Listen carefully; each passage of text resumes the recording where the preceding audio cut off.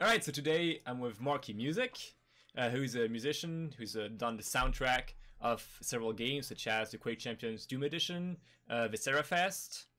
He's also quite famous for his Quake Champions themes, which were quite successful. And also he's going to be working now on Diabotical, the upcoming and super hyped arena FPS. So, how you doing, man? Hey man, I'm doing great. I had a long night last night, so forgive me if I yawn. It's not because I'm bored, it's because I barely slept. Alright, that's good to know. Thanks for the Yeah. indication. Alright, so now for my first question that I always start with, your name. So where does the name Markie Music come from? Is there like a little story behind it? Well, Marky is my last name, and I make music. So that's pretty much the whole story. I guess I could talk about my last name. My parents are Russian immigrants, and I'm the first generation of my family that was actually born in here in the United States. And so Marky wasn't originally our last name. It was Mordukhaev, like convincingly more Russian sounding. But in the library that my dad would study in, there was like an author that was working on some fictional book, and Marky was the name of that character. And so my dad really liked that name, and he wanted like an anglicized name. So he asked that guy if he could just take that name, and he was like, "Yeah, sure." Oh, So that's where that comes from. nice story. So now, as I said, you're mostly famous as a musician, but I imagine you got a past as a gamer. So can you talk to us a little bit about this? Like, which were the major games when you started playing? Like, what's the story behind you in video gaming as a whole? So I think I started playing video games in like I would say 1994. Yeah, in 1994. So I was really young. I was probably, I don't know, at the time maybe it was around 3 or 4 years old, and I somehow figured out how to work out DOS, and I would just play Doom 1 shareware, just repeatedly over and over again. I eventually got the full game too. So I started off with FPS. Like FPS was like my first thing, specifically id Software FPS. And as time went on, I played all the games basically as they were popular. Quake 1, Quake 2, Quake 3. But my first real competitive game that I took seriously was Counter Strike. I think it was version like 1.5 or maybe 4. It was like pre-Steam. And so I played that a lot as a kid, and to the point where I even entered some Cal O tournaments, which was some uh, online tournament scene for Counter Strike. So I played that a lot, and so then I started to get a little bit older, and that was like around the time when I sort of got into music and began working on that. And then for a while, I was a competitive fighting game player, and I played a lot of like Ultimate Marvel vs. Capcom 3. That was my main game, and I went to Evo for it. I had a lot of good time. I didn't compete in the tournament because competing in Evo is sort of a miserable experience because you have to like wake up and start playing games from 6 a.m. in the morning till like late at night. Like you're just there playing games, and it's like not a really fun environment to be competing in that sense. I generally had a lot more fun playing like casual games back in the hotel rooms with people. And yeah, so I have a background of just being really try hard and competitive in a lot of the games that I'm playing. And Quake Champions was really the first Quake game that I took competitively. Like I took it seriously and tried to get good at it. All the other ones were just, I was just a kid playing around, messing around, having fun. And yeah. So overall, I'm in love with the idea of Quake's game design and competition and like duel and all that. I think it's amazing, especially because I have like a 1v1 background with fighting games. Hmm. It fits like a glove for me. Alright. So, like, can you tell me a bit more about your history trying to compete in Quake Champions? Like, did you take part in some LAN tournaments and some online tournaments? Like, yeah, tell us, like, what was the story with this? So when it came to duel in Quake Champions, I actually started that really late relative to when I started playing Quake Champions. So I really started to go hard on Quake once they released the Steam early access version, because I was just like waiting, like I don't want my progress to be wiped and all my cosmetics and stuff. So I was waiting until like the betas were done and the early access came out. So that's when I started, but I didn't touch Duel for a really long time, and instead I just grinded, the pub modes like TDM, FFA, and all that to just get my mechanical skill up, because regardless of how naturally good you are at aiming, there is a lot to learn when it comes to movement and positioning and your priority system when you're playing the game. And I don't like, knowing myself and knowing my competitive nature, I don't want to enter any sort of competitive scene unless I know that I understand what I'm supposed to be doing at all times, because otherwise I feel like I'm not having fun. It's just like if you play a fighting game and you don't know any of the special moves and you're just sort of mashing buttons, like, I guess it's like dumb fun, but you're not truly getting anything out of it. And that's sort of how I felt. So I started Duel pretty late. I would say I started doing it more frequently, maybe, I don't know, like mid 2018. And yeah, I remember I did try it, and I just, like, early on in summer of 2017, I tried it out and I just got destroyed and I had no idea what was going on. Like, I would spawn and then I would just sort of look around and the guy would already be on top of me and kill me because he knew what was going on and I didn't.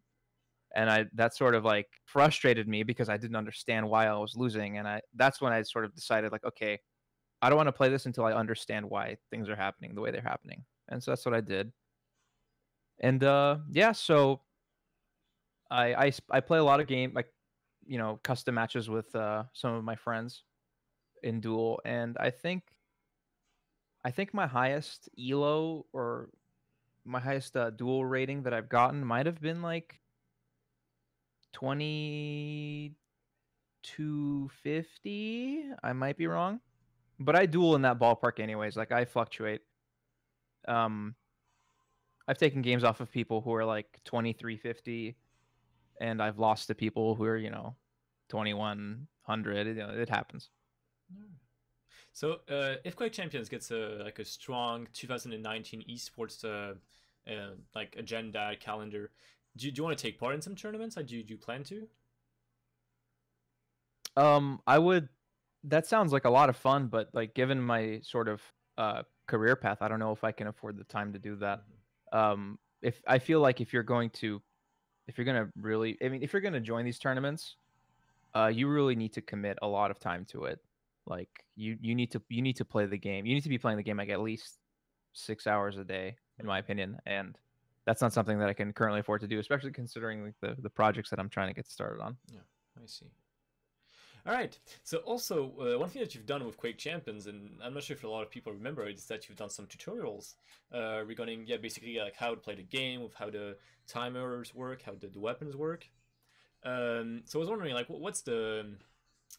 what made you take that decision of doing some tutorials, like creating content like this, and is this something that you plan on doing more in the future? So I started doing those tutorials for a number of reasons that I think were all equally important. The first one, I guess, was like around the time when I was first began streaming the game on Twitch, and so I wanted to sort of establish some sort of content draw from outside of Twitch. So I wanted to make these tutorials so maybe people would see these tutorials and then, I say, "Oh, I'm streaming on Twitch, so you can come watch that." So that was one reason. Another reason why I wanted to do it was that, the game doesn't have tutorials in it, and I felt like, whenever I would like skim through, or I would see people post like, "Oh, how do I strafe jump?" and someone would link a video. I would click on these videos and, they would have all of the relevant information in them, but they were incredibly, let's say, like, long form. Like, they were like, I felt like they were just too long. They had too much filler in them, too much fluff. And that was one thing that I really sort of wanted to focus on when I was making those videos, was just eliminate all the fluff.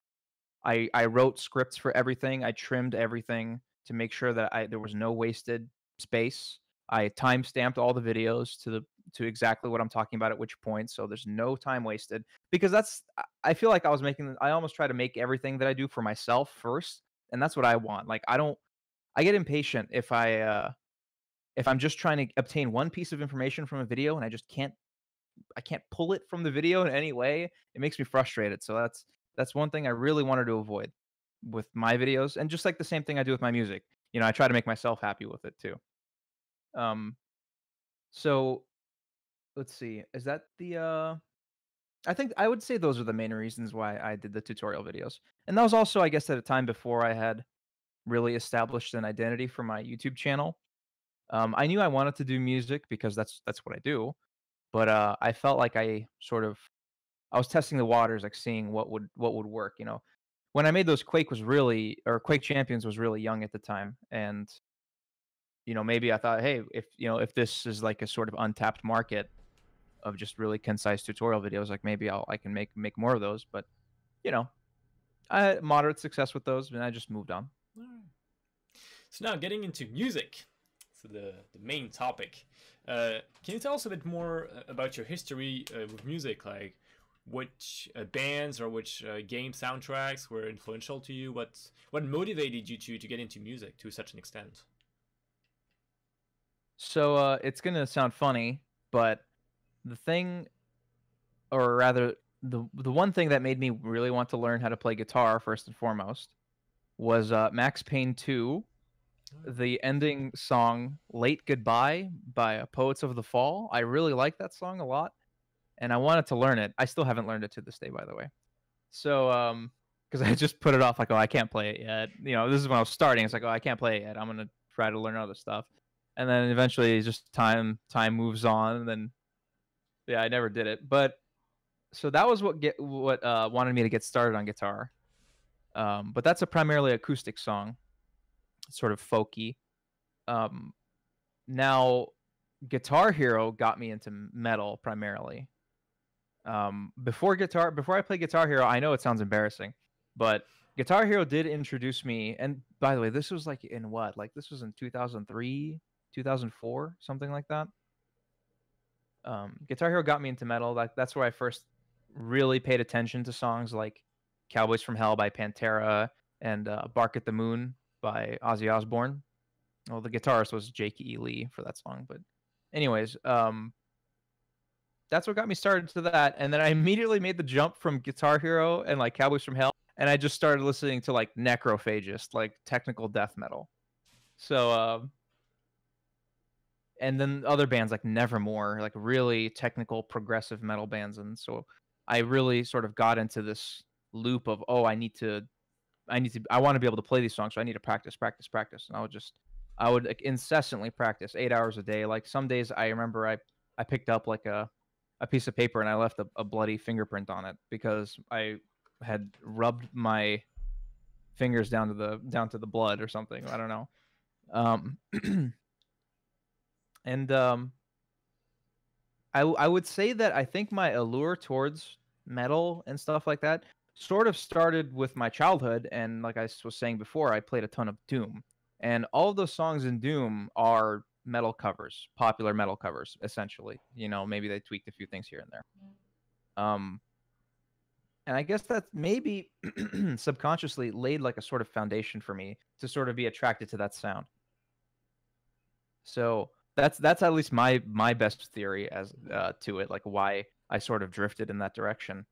And I guess, you know, seeing as how all three of one of my main influences for music, like maybe Doom 1 laid the foundation, Max Payne 2 got me to start, Guitar Hero wanted me to get into metal. You know, they're like all games, right? And so I guess to me it just sort of felt natural. Like I want to make music for games. Like that's what I feel like it really identified with me.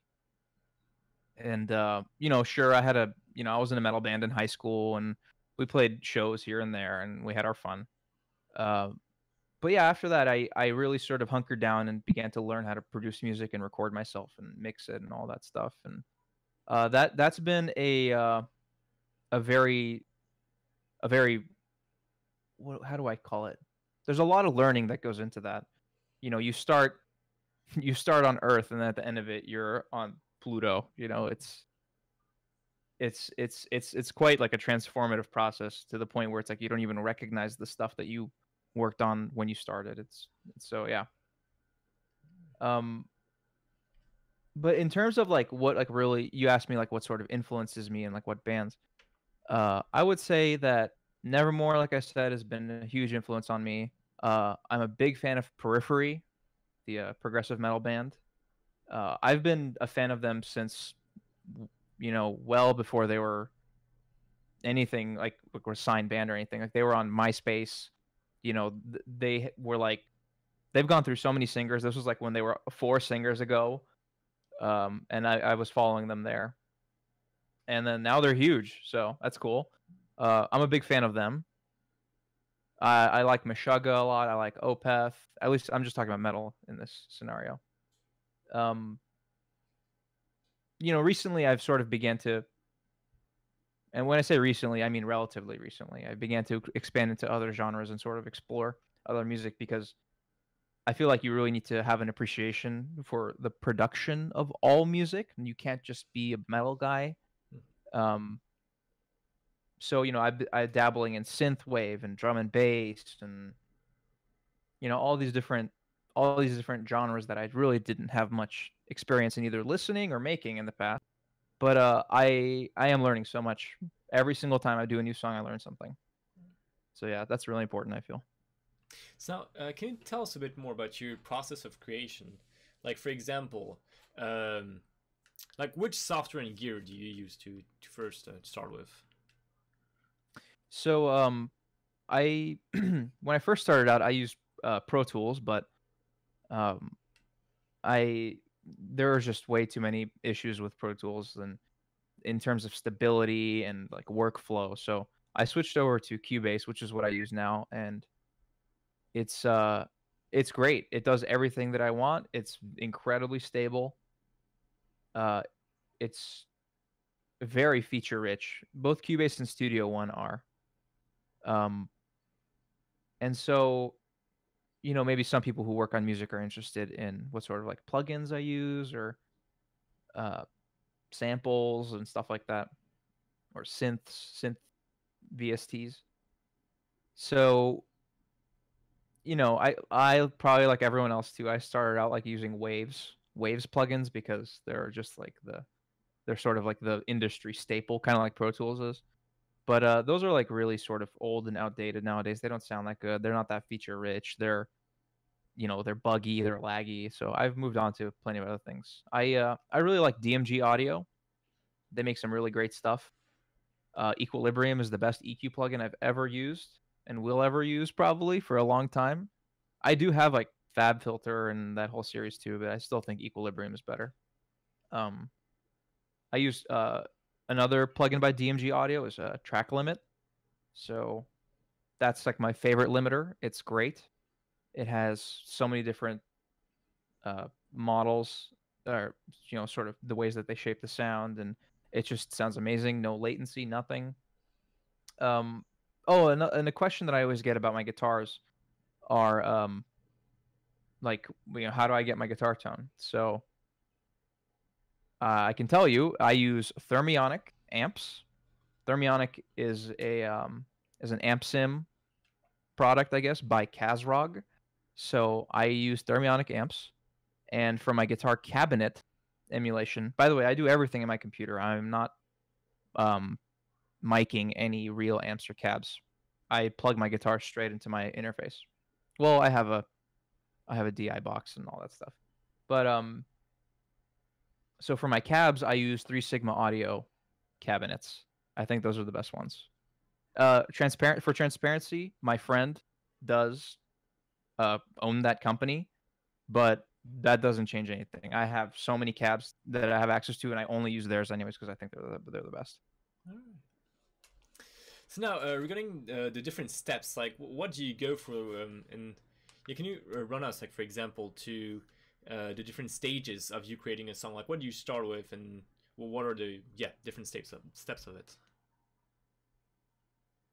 Yeah, so there is always variation to this, but I would say that my most consistent way of making music is usually first I start off with like the hook or like the chorus, the catchiest thing, right? I start off with like the main part of the song, and that usually stems off of a single idea, like a riff, like a guitar riff, right? And so I will create that, and I'll just create the most exciting and loudest part of the song possible right off the bat. And then from that, because that is the focal point of your music, so I feel like it needs to be created first, at least in your head, like as a thesis statement. So then you can then strip away parts and be like, okay, well, how do I want to lead into this? It makes it so much easier than starting the other way, where you start from like the intro and then you move through like a verse, and then you have to decide, okay, well, how do I build up to a chorus that I don't even have? So you sort of you make the build up, but the build up has no context because there's no chorus, and then you base the chorus off the context of the build up. It's very backwards. So in my opinion, it's really smart to start with the chorus, which is what I do oftentimes. Another thing that I consider usually when I'm making a song is that I will have a reference track. And so a reference track meaning, or several reference tracks, and those are just songs that you listen to sort of understand a feeling that they're trying to give. So I guess one way that you can interpret this is that like, oh, you're copying a song, but no, that's not exactly true. I mean, first of all music has been pretty much done already, but um in one form or another. But it's more about like looking at it like a sentence that someone wrote, right, in their words, and it's just giving you information, and then you look at that information and then you sort of figure out how to say it in your own words. So that can one person can interpret that as like, oh, if I do that, I'm just going to steal their material. Another person be like, well, I understand that, like, the idea that this guy's doing here is that, like, he's adding like strong drum hits on every other measure, and using a different sample for like a sub kick, and then and just like looking at like little details like that and trying to understand what gave the song that feel. But you are making your own music. It's original melodies, original chords, tempo, key, everything is original. It's just sort of trying to absorb someone else's experience, which is what any artist needs to do. It's what all artists do. Graphics artists do that all the time when they just look at someone's work. You look at something and it's sort of subconsciously you internalize it, and you eat whether you liked it or not, and then you're going to either emulate it or avoid it in some form. And so music is very similar in that sense. And so yeah, that was a little long-winded, but I start with like a reference. I really like to have a few reference tracks, at least one, maybe a handful, and I will always start with the main part, the chorus. So now with your different projects, so you've done some personal projects, such as your themes for the characters of Quake Champions, and you've done also some projects for games such as let me remind the name, Viscera Fest, quite recently that you're still working on. So like, how does it compare working on personal projects and working on projects for a game or like something specific? So that really comes down to how much freedom I'm given. So with Viscera Fest, I am given just pretty much just carte blanche. I can do pretty much whatever I want or whatever I think is cool. So it really feels no different to me than like if I was just making music for myself personally. And then because of that, I'm able to just sort of make myself happy at all times, and it's a very natural workflow because of that. Diabotical is very similar to that too. I'm just trusted to do what I do best, so that's great. Now, as far as like if I'm working on a project where they have a very very specific idea that they just want me to execute for them, that is definitely more challenging in the sense that when you're working on a personal project, you can just draw the line wherever you think you're done. You know, like wherever you're satisfied, you just draw that line. You're like, all right, I'm satisfied. You know, ship it off. But on a project like that, you sort of need to put yourself or try to understand the headspace of the creator or that you're working with or whoever it is. And a lot of times too, there's another factor where people who aren't experienced in a field, they have a hard time communicating exactly what they want. And that's true in music and art, in all creative fields. So if a guy asks me like, hey, you know, I want a metal song, and then I make him a metal song, and he's like, oh, this isn't what I wanted. And I'm like, okay, well, what do you want? And he's like, I just want it to sound more powerful. And then in my head, I have to I translate that into like into something that actually makes sense from a creative perspective. So what I'll do is that I'll start asking leading questions and to sort of get them to just tell me exactly what's wrong with it, because a lot of times people don't even know how to arrive to that point. So I'll sort of like begin guiding them, like, okay, well, you know, do you like when this drum hits this way, and do you want more of that, and you know, all that stuff. And I'll sort of guide them through a process and sort of try to translate their issues. And you know, like I said earlier, if I'm working on a project where I have full creative control over what I do, I don't have to deal with that, and it becomes a lot more of a natural process. But once you start bringing in a lot of compromise and stuff, that's when you sort of are really tested in your aptitude as not only a musician but a composer, because those are two separate things. A musician is someone who plays music. A composer is someone who makes music for themselves or for other people. So, yeah, I would say that the primary difference in working on a personal project and then a non-personal project is the communication aspect. It's the trying to interpret the layman's troubles with the material. All right. So now let's talk a bit more specifically of some games, like for example Diabotical that you've talked about. So like how far are you in right now in this project? How do you start composing and creating music for the game, or is it just like you're finishing Vicerafest and you'll take care of it later? So right now I'm working full steam on Diabotical. Vicerafest is at a good point from my input at the moment. I do have a few sound effects to finish off for Vicerafest, but Vicerafest, I did the entirety of Chapter 1. The game is going to be split up into 3 chapters, like Doom or Quake. So I did all the music for Chapter 1, and pretty much all the sound effects that are going to be in Chapter 1, and they're just working on getting the game into a playable demo state, because they want to release a shareware, just like Doom and Quake. And so Diabotical's, or not Diabotical, Vicerafest is in a good spot where I can just be like, all right, I did what I need to do for now, and then I'm gonna go dive into this other game, which is Diabotical. And yeah, so Diabotical is what I'm going full steam ahead on right now, and yeah, I am currently producing music for it. Okay. So how did you and Too Good get into contact, and how did this idea of you working on this project come along? Was it your idea? Was it his, or yeah, like what's the story behind this? I'm interested. So yeah, it's a fun story. I had a few friends over at my house, and we were just hanging out. I don't remember what we were doing. We were probably watching something, drinking beer, or maybe we were having a pool party.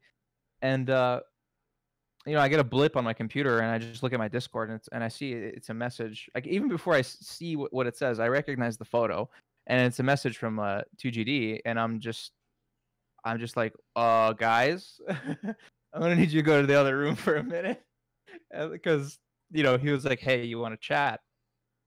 So he approached me first, and so I talked to him, and then he told me basically that he heard my my stream theme that I did for Zoot, and he was a fan of that. And I think he also said that he really liked the Anarchy Quake Champions theme that I did.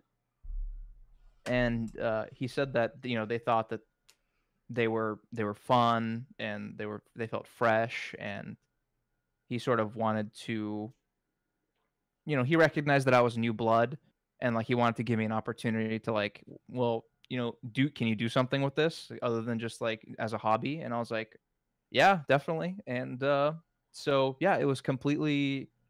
I was approached by them. Okay. So what will be your approach or what is your approach in producing music for Diabotical? Like, what are the main ideas? What are you aiming for, I would say? So that's actually a little bit of a surprise, and it's going to remain a surprise until I think the game is closer to launch or launching. But as far as I can say, I think if you've heard my champion themes, you'll know that I am doing like in the champion themes, I have like a drum and bass song. I have like really grimy industrial stuff like in Ranger's theme. I have, sort of high energy, punky industrial with, Anarchy's theme. And so in those games or in those champion themes, I was trying to explore as many genres as I could within my skill set. And because of that, it's expanded my skill set. And so I think that people can maybe sort of expect something similar from me. So I think I will make a lot of people happy, not just metal listeners. All right. So I think that's all I can say for now. Okay. All right. Let's keep the surprise and keep the hype. A big question is with multiplayer games. There's this huge dilemma with creating music and the replayability aspects of the multiplayer game. Because like when you take a single player game, like you can for example have one music for each level, and most players will like play the level only once or maybe twice, but you won't play on the same map like 100 times like you would on a multiplayer game. And also like due to the nature of it, most players in competitive games like I don't know CS:GO or Quake will turn off the music to be more concentrated on the game. And so there's this impression in a way that like the music doesn't really matter, and that like people are gonna turn it off anyways. So what is your approach to this question to making music that both enhances the experience and at the same time won't just be turned off immediately by players? Like for example, with Quake Champions, so Andrew Hushholt did the soundtrack, and I think he did a great job. But like after a couple of games, I turned it off because it was the same music, and because it just like was a bit distracting, despite the fact it's a great soundtrack. So yeah, what do you think of all this? So I think there are two very important things to consider when you're looking at music in a multiplayer game, or specifically a game with a very high replayability of a relatively small amount of content. So music serves multiple purposes, and I think the most fundamental purpose that music in a game like that, like a multiplayer game, serves is it's sort of an onboarding tool for new players. It's something that you use to suck in the new player into the world, into the feeling of the game, and it's perfectly fine only serving that purpose, in my opinion, because that's realistically the only way you could do, at least get out of just one set of music. That's all you can really do with it, is to just draw people into the world, into the experience for the first time. It's like a first impressions tool almost. You can look at it. So there are solutions to this issue, of course, and one of those being like a sort of modular music system. Like maybe they can release more music over time, and then you can buy it or earn it in whatever way, and then you could use it. So and then they could just continue to pump out new music for the game, just like they pump out new maps or new characters or new weapons or whatever game we're talking about. It doesn't matter. So they can just release it on a regular basis too, and then people can be allowed to choose which songs that they want and cycle in or randomize or do whatever. So that's definitely a way to solve that issue. One of the ways to solve that. Although it is not entirely a pressing matter, because another thing that you do is when you make a set of music, is you do paint an identity for the game with the way that the songs are structured. If every song was a completely different genre made by a different person, the game really doesn't have like sort of an aural identity in that sense. That's why a lot of times when you play a game, there's like one composer, two, maybe like a secondary one. Usually there's one person in charge of an idea, and then they execute that idea for consistency's sake. So the issue that you run into that is basically the root of the question is like, how do people not get sick of this? And you're kind of supposed to get sick at it. There's no way you can't really. And that's just sort of I guess it's like a necessary evil. You know, eventually people are going to turn off the music. Competitive players are going to turn off the music right away because they want to hear every footstep. So they don't even get to that point. They don't even get to get sick of it. And that's fine because I have absolutely no problem with, you know, me working hard on this game and then a player never hears a second of anything that I did. I have no problem with that because they're not playing the game to please me. They're playing the game to please themselves. It's their free time. And I want to be expressed that same sort of moral option. Like I shouldn't feel bad for turning off the music if I'm trying to get a competitive experience out of the game, and or if I'm trying to listen to other music that I like and I don't like this music. So, you know, that's just sort of like that's like a stage of maturing that I think all artists need to go through at some point, is realize that they can't make everyone happy. They will never make everyone happy. And that's okay. That's fine. Make yourself happy. Beautiful. I love that. It's like one game I was thinking of as well that has a very interesting and I think very smart approach to music is Overwatch. Because Overwatch has a pretty great soundtrack, but the particularity of it compared to other games is the fact that basically Overwatch almost never plays music when there's gameplay.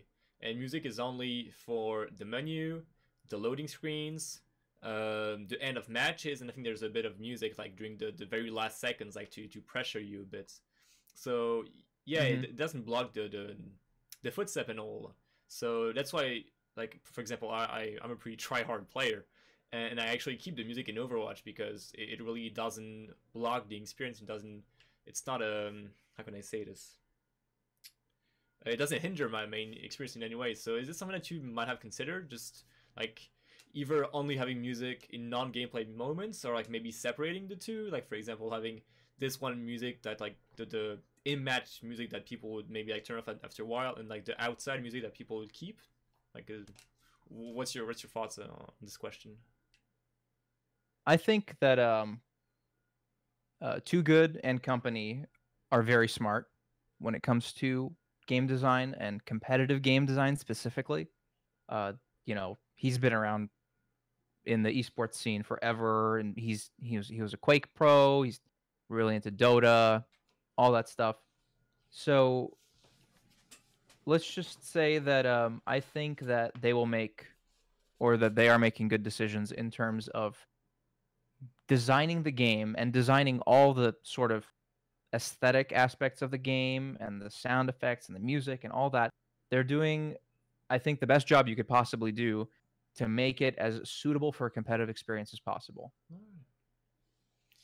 So I think that's and that's why it's like really exciting for me to work with them, is because it's like, oh man, they know what they're doing. So it's like a strain off of my shoulders. Like I don't need to, in the back of my head, be worrying like, oh, this thing is bad, I don't like this thing. It's like, oh, they're they know what they're doing.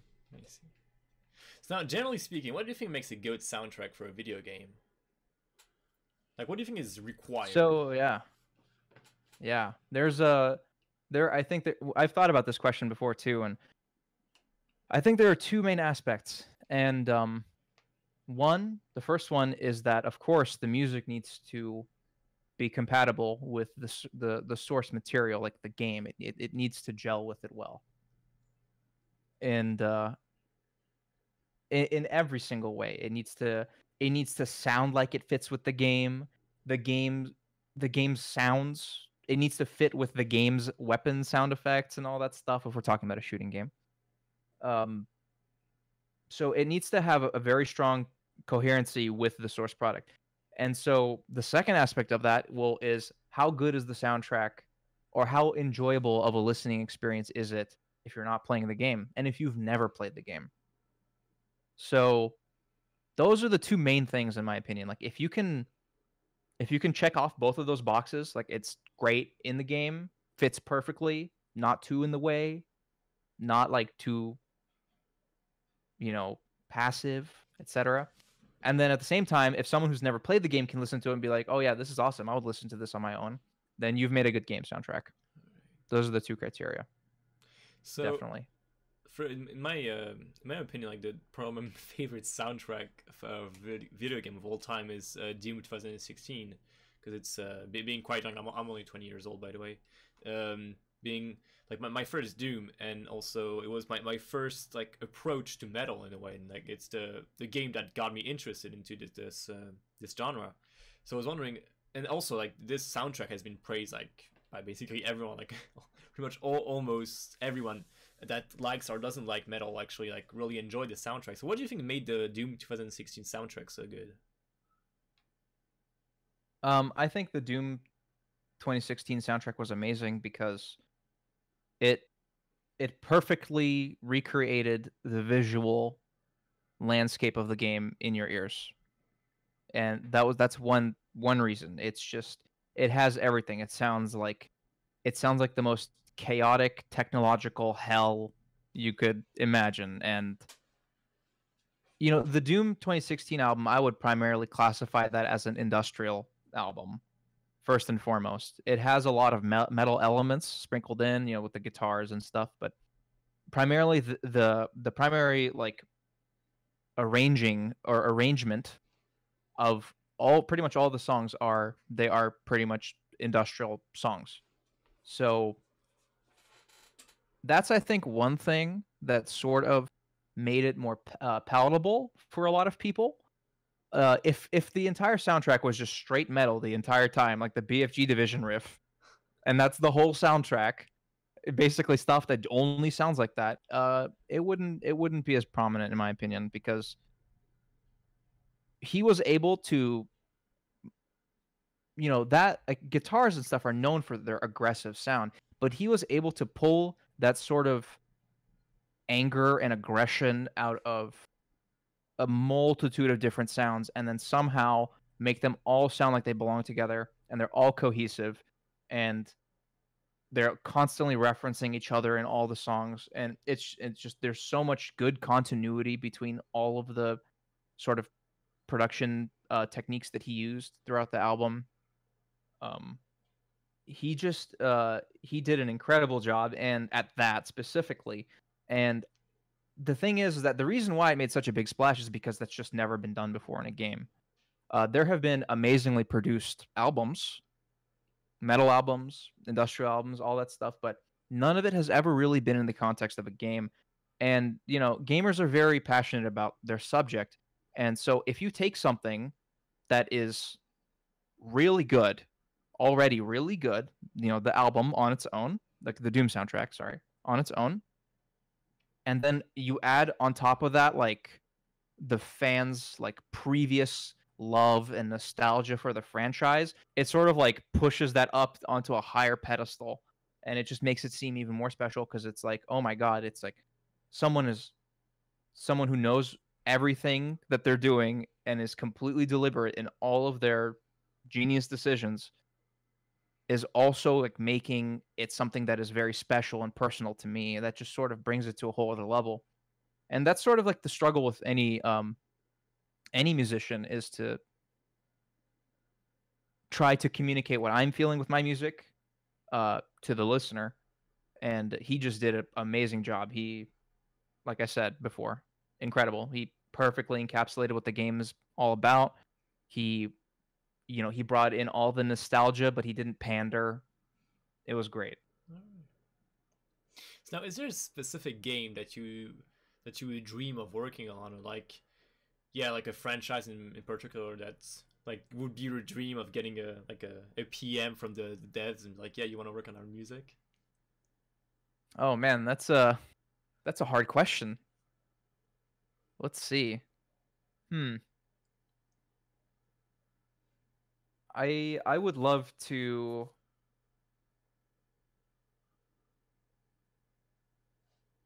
I would have a ton of fun making music for a Quake 1 remake. Ooh. I love that industrial grime that sort of Trent Reznor captured, like the feeling of hopelessness and like just utter dread and all that. And then at the same time, you know, sort of sprinkle in the action, which is would be a more modern concession. Because, you know, back then in the Quake 1 era, all games audio or music was just soundtrack on a CD-ROM, right? That was just playing off your CD. There was no dynamic music really. It would just be level divides. So that would be a ton of fun. I would love to do. Oh, of course. I mean, it seems kind of obvious, but I would love to do music for a fighting game, because I was doing the champion themes. That's basically what every fighting game has, is character themes for each character. So that's something that would be so much fun. That would probably be my number one choice, actually. I would take that first, is like a fighting game. Is there a fighting game in particular that you'd be interested in working on? Like, what are the first franchises that come to your mind? So in terms of developing music for, I think that like Mortal Kombat would be a ton of fun. Ooh, yeah. I think that Street Fighter, of course, is a staple. That would be really fun. And I guess it depends, but you know, maybe like Injustice could be kind of fun, like the DC hero fighting game. It depends on like what direction they wanted to sort of take it in. Like if they just wanted it to, you know, be like 100% cinematic orchestra music, I don't really, you know, that's not fun. I don't want to do that. But if they sort of gave me creative freedom to just sort of express how I would express the characters, then that would be great too. There's a lot of variety there. So now, you mentioned Trent Reznor, of course, but are there any specific artists that you would want to work with one day that would be your dream project? Yeah, well, there are a few. Yeah, I would love to work with like Devin Townsend on a game from Devin Townsend Project or Strapping Young Lad. Frederick Dordendahl, the guitarist from Meshuggah, he would be great. I think Mick Gordon, that should probably be an obvious one. I would love to collab on a track with him. Let's see, who else that's particularly sticking out? Oh, I really like Michael McCann's work with the Deus Ex games, specifically the Human Revolution and Mankind Divided. I think those soundtracks are incredible. They fit that game like a glove. He did a really great job with that. And yeah, I would say that those are the ones that immediately come to mind. You know, some of them, like Devin Townsend, hasn't done a game before, but I think that guy's just like a musical genius, and he always does something fresh and creative. So it'd be really fun to figure something out with him. So one general question that I was just thinking of when you just mentioned that guy, I don't even remember his name. I don't know most of the people that you mentioned, to be honest. Yeah. But like that you said has never worked on a game. Led me to like a more broader question, and it's the fact of using people outside of the game industry inside the game industry. And one of the example I was thinking of was Destiny, for example, that had its that used like an actor. What's the Peter Dinklage, I think, to voice the little guardian, like what's the little robot that follows you, and like that wizard came from the moon. Yeah. Instead of taking like a dedicated voice actor from the video game industry. And I feel like there's also, it was with Metal Gear Solid, where they took Peter Sutherland, I think that's his name. Like Kiefer Sutherland. Kiefer Sutherland, thank you. The like super famous Hollywood actor, instead of taking the guy that had been voicing Snake for so many years. And so, like, I mean, the example I gave were like pretty bad examples that weren't received very well, but I'm sure like there are some like other examples of like people outside of the game industry doing great inside the game industry. So like, what do you think of this question? Like, for example, on one side, taking people like maybe not as famous, but that who really know video games super well, or taking people more famous that like would create some hype, but that maybe aren't as familiar with gaming. Like, I don't know, like it's a pretty broad question. But what do you think of this topic? So, to me, I'm generally not a big fan of uh just getting someone for their name regardless of their ability. I feel like I very strongly believe in like merit. Like you need to earn your keep. You know, you can't just have a name and then do something that you probably shouldn't be doing. The Peter Dinklage one in Destiny, although that was really, really sort of subpar voice acting all the way through, he's a good actor, and you know that there might be other issues involved there, like maybe they were rushed and maybe the voice directing, the direction was bad, you know, stuff like that. And so it's hard to say in specific situations like that, but generally I feel that a lot of like sort of cynical sort of, I guess, reaches towards uh some sort of popularity or relevancy, they almost never pan out. Like they never do well. They're always There's always something that goes wrong, and then it makes it look bad. Like, you know, everyone's complaining about Ninja on New Year's doing his little Fortnite flossing dance to a crowd, and no, everyone's just looking at him like, "What the hell are you doing, dude?"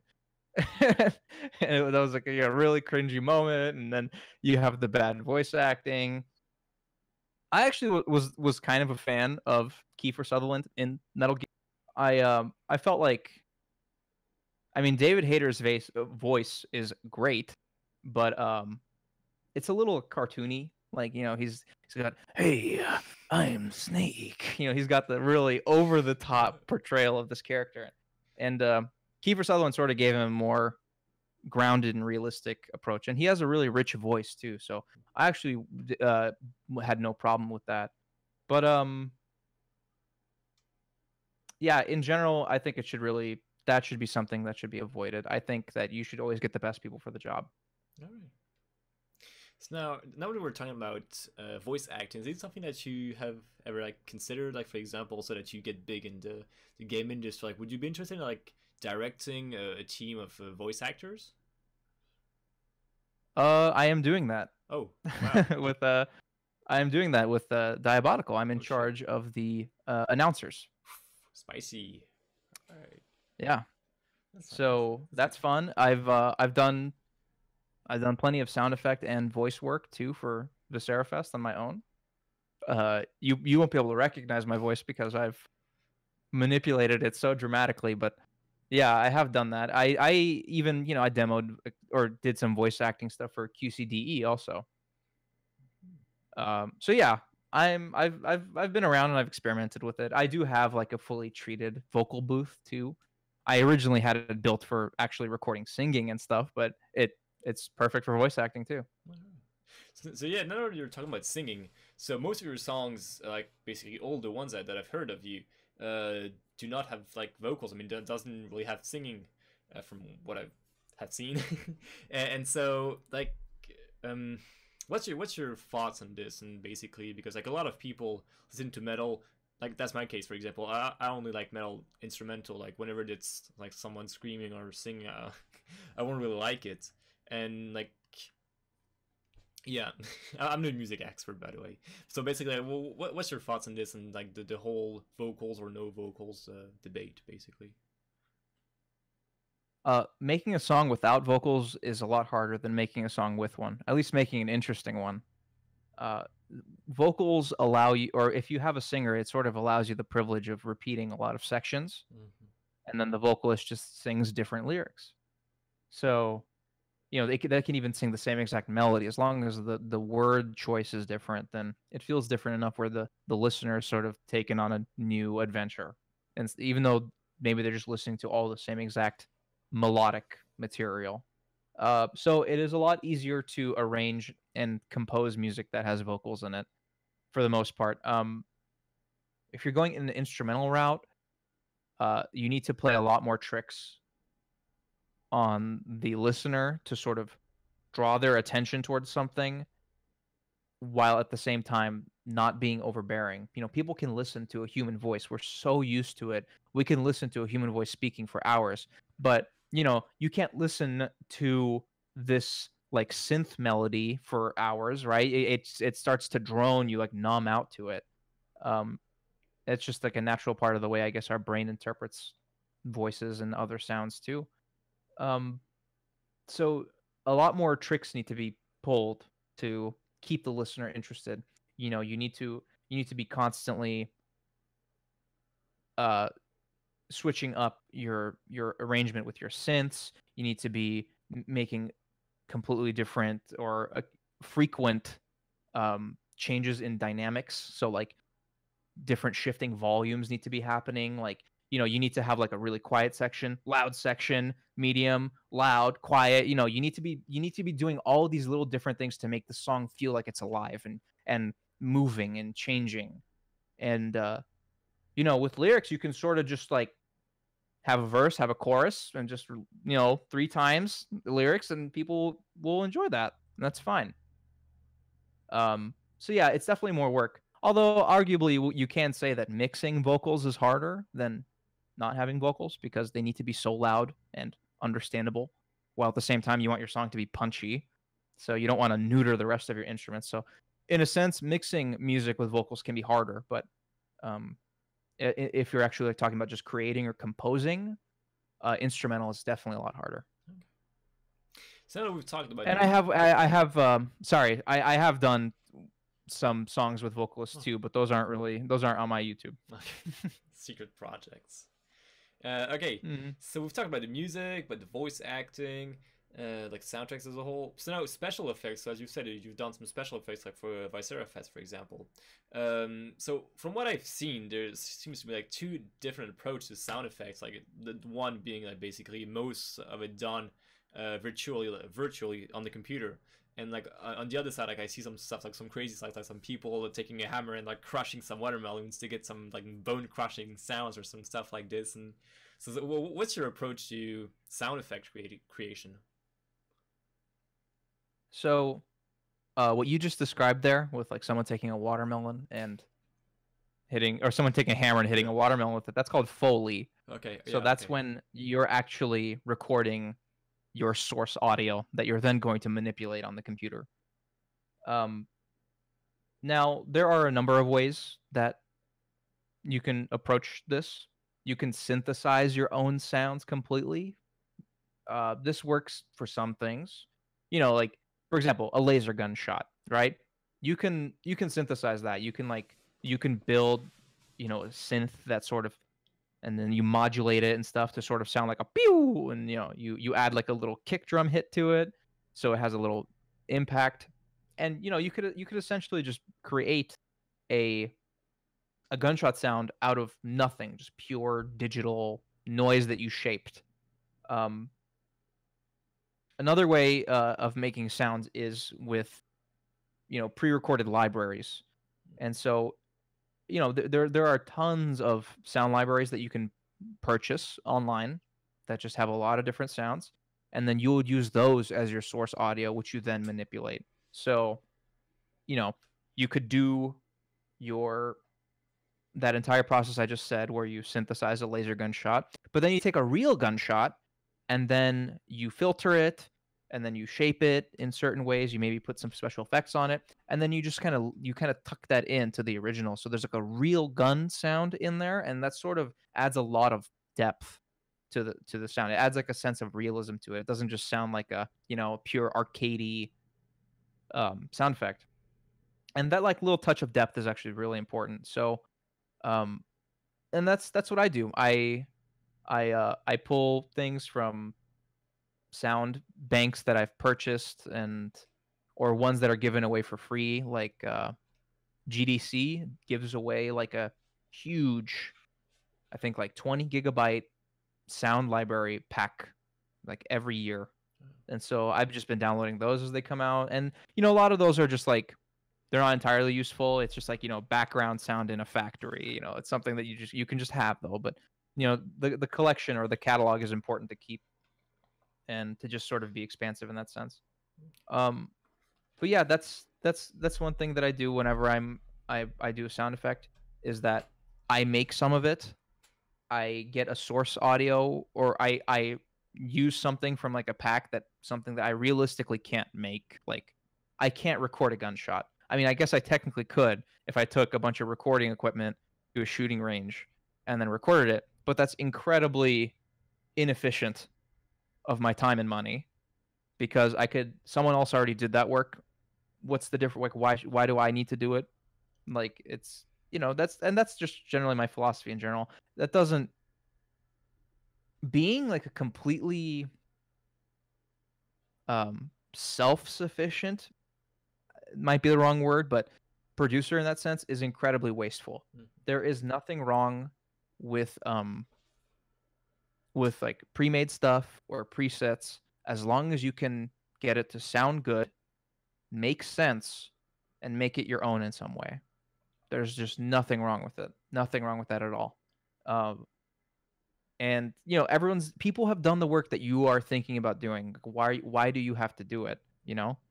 Like, no one takes this approach with anything else. No one takes this approach with science. It's not like, well, how do you know photosynthesis is happening? Did you research it and figure it out? No, you're a loser. It's like, come on, man. Someone figured it out, right? So, yeah, that's my stance on that. Okay, great. So, so now that you've got all this experience, like, for how long have you been producing music, by the way? So I've been writing music for, oh man, that's a tough one, but maybe, oh man, it's already 2019. The time is going by. Yeah. I've been probably writing music for like 13 or 14 years at this point, and I have been producing and mixing music for, oh my god, has it really been 7 years? Yeah, 7 years. So now that you've got all this experience, and like you're still like how old are you, by the way? I am I had to think about this. I'm 28. 20. Oh, okay, all right. Yes, you're still young. So yeah, I'm pretty young. It's like at the beginning of your career. But like the question that I find quite interesting is like, what have you learned? And for example, like if you had the opportunity to give yourself some tips, like your old self, your like just starting Markie music, like which tips and would you give yourself? And like what stuff do you wish you had known earlier, for example, like when you started? So one thing that I was really afraid of when I was first starting out production was changing something. So when you're mixing a song, it's a very delicate balance of how everything is sitting together and how it feels together. And when you don't have a lot of experience in the field, it sort of feels like you can just like make one tiny change and then it throws everything out of whack, and you have no way, you have no idea how to like put everything back in its spot, and then you just feel like you ruined it. Like it's you added too much salt to the soup, right? And so one thing, ooh, my screen's standby. So one thing that I would try to tell myself is like, just don't worry about that. Just like keep messing up. Keep messing up. There's nothing wrong with that. That's the only way you're going to learn. If you're right every single time, if you're right, you're never learning anything. You need to just keep making mistakes, and don't be afraid of that. Almost force yourself to make mistakes, It's just that's the fastest way that you can learn from something. Definitely. So, which advice would you give to someone just like getting involved? And like, also one question is like when we see like high level musicians like such as yourself, and we see like all the gear that they have and like how expensive it must be, like because like when you want to get into music, I imagine it's like you want to get the best bass, you want to get the best mic, you want to get like just all the like the best softwares, and like all this costs a lot of money. And so like yeah, I think like first question, to what extent do you think like gear is important, and just like how much do you need to put in the money to get the music? So yeah, this is a very hotly debated issue within the music community, but I think the fact that it is hotly debated sort of strips all legitimacy from the claim that you need money to make music. You don't, not at all. At least not today. You maybe did in the '80s when people needed to use these huge SSL desks and recording to magnetic tape and all that stuff. Like, yeah, that was budget, but um, nowadays you don't need that. Everything is digital. Everything's on the computer. People have figured out how all of these, all these pieces of gear and these like rack unit audio processors, like they figured out how they work and how to perfectly recreate them in a digital environment. And they're very cheap or free. There's so many free ones. It's incredible. I could realistically make all the music that I am making of pretty much 99% same quality with the stock plugins that come with any DAW. A DAW, by the way, is a digital audio workstation. It's like what you call the program, what Cubase or Ableton or FL Studio are. Those are all DAWs. So I could make any of those songs with all of the stock plugins that just come with it for free, easily. That's not an issue because in the end, gear is never the issue. Guitars are the same thing. I mean, sure, price does not necessarily correlate to quality. What quality is in an instrument, like a guitar, for example, are just its specifications. And specifically, like, if you're doing low tune metal music, it's like you need to have a proper scale length. Like the guitar needs to be big enough to support that tuning. And a lot of guitars aren't because they're just trying to make like an 8-string guitar, but it's the same form factor as that Fender Strat that you see right there. So it's like the same size as that thing, but it's supposed to be tuned way lower, and it just doesn't work, and it's a floppy mess. And so music played on that guitar sounds bad, even though I have an 8-string guitar that was $800, and it's a piece of junk. Meanwhile, I have like that Fender Strat sounds better for metal than my 8-string, because it has a bigger scale length for its tuning. So there are elements like that, and that's like that was a cheap Strat. So that's what's important, or that's at least when we're talking about an instrument. The most important thing, though, when you're making any music, if you don't have this, you don't have anything. It's just your ears, your decision making. You need to be able to acutely hear what made something work and what made something good, and you need to be able to identify it. That's not something that anybody has when they're just starting. That's only something that you acquire. There is really no natural talent to that. I mean, there's only natural talent in terms of how fast you pick it up, but nobody inherently knows this or has this trait if they're starting from scratch, and that's the most important, fundamental, primary thing. If you don't have the ears to do this, no amount of gear or expensive equipment or expensive plugins or software will give that to you, ever. Never. You're wasting your money and your time. You need to be real with yourself. You need to understand you need to try to understand what you don't know. Like, you need to understand, like, I don't know this, so I should try to learn about it. I should try to understand it and focus that and pursue that. Because, otherwise you're not really getting better. You're just sort of, running your cycle. If your ear never gets better and you never understand that, you're never going to improve. Your music is going to stay the same too. It's like an artist that started off painting with like a child's set of paintbrushes when they were a kid, and now they're grown-up artists and they're buying expensive huge canvases and incredibly expensive paints, but they're still using their childhood paintbrush, and it's all frayed and old and stained and all that stuff. It's just you need to improve all aspects of yourself to get better, and your ears will hold you back first. So now for my final question. Do you have any other creating interests? Like, for example, like photography, video making, or game development, or like basically anything outside of music that you would be interested in working on?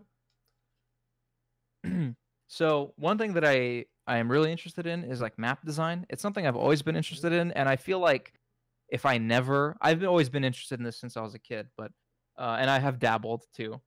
But you know, like if I hadn't begun on my on my path as a musician, I would probably be a map designer, at least in games. That's something I've always wanted to do. I've always had a lot of fun.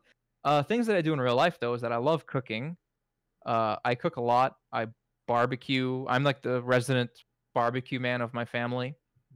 I'm always asked to come and grill, like, you know, whatever meat. I uh I like to smoke meat, like in a smoker.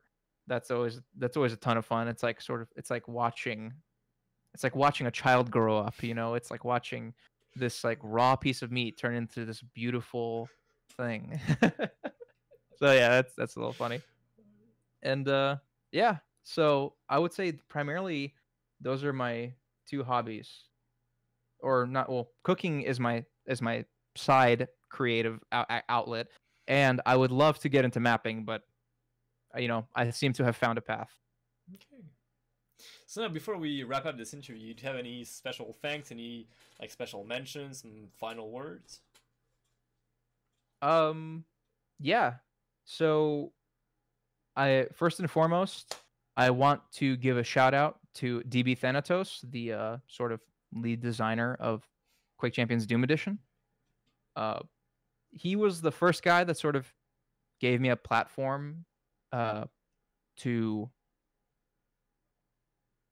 you know, have my music be heard by a large group of people that aren't just clicking around on my YouTube channel. You know, that was like the first thing that sort of gave me like a big boost in notoriety or whatever you want to call it. So yeah, that's, you know, and I might forget some people, but I also want to give a shout out to Zoot because he gave me a huge opportunity in allowing me to make music that everyone hears constantly, you know, for a year now or something.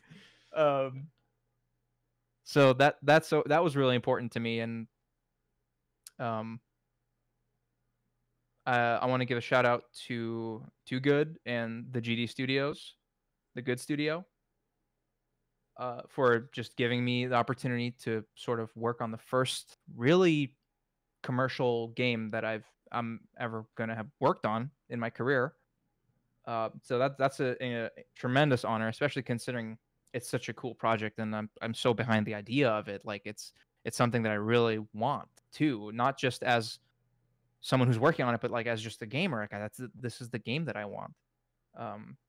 It's, yeah, I'm really thrilled for that. And lastly, I do want to give a shout out. I mean, he's not going to hear this, but I do want to give a shout out to Mick Gordon because one of the first things that I did in terms of like actually taking music production really seriously was I made a song trying to sort of capture my, at least at the time, amateurish perspective of the Doom soundtrack, and I made a song like for Deus Ex, Mankind Divided,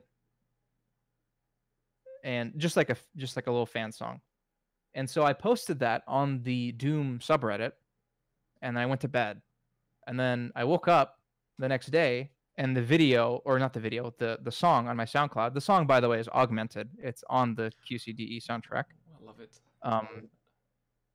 So that song exploded, and overnight in popularity. Like it had like over 1,000 upvotes on the sub. It got like 9,000, or I don't remember, 9,000 likes or views. And then Mick Gordon commented on it with the, you know, a heavy metal hand emote, and I was like, oh man, okay, maybe this is something I should really dig into. So that was my first sort of kick in the pants, was actually by Mick Gordon himself.